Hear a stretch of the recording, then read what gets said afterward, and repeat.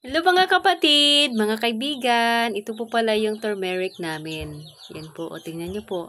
Kami po mismo ang gumawa po nito. Yan, ito po yung packaging namin.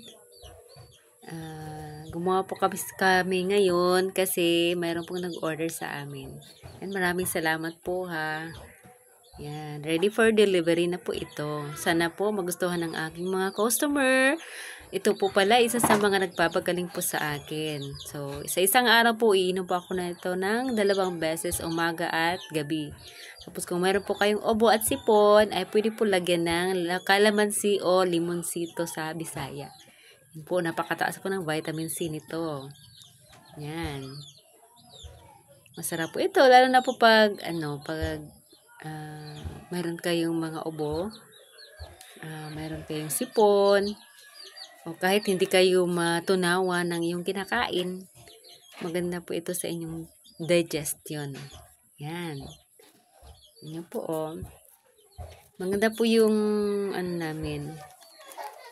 Yung packing po namin is mayroon po kasi nakalagay dito sa likod. Pwede po basahin dito kung ano ba yung benefits ng turmeric. Yan dito po oh. Mababasa po dito kung ano po yung uses niya. Kailangan po talaga sanayin natin yung sarili natin na uminom po ng mga herbal na mga natural na healing po ito sa ating katawan. Ito po yung pinaka the best. Sanayin natin yung sarili natin na hindi po masanay tayo sa mga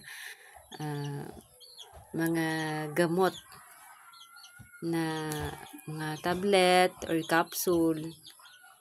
Kasi po masasanay po yung katawan natin, maghahanap po yung katawan natin. Pero kung sa herbal po, ito talagang napaka-effective. Mura na at saka maganda pa sa katawan. Nagbibigay po ito ng magandang benepisyo sa ating katawan. Yan, thank you for watching po. Maraming salamat sa inyo. Bye!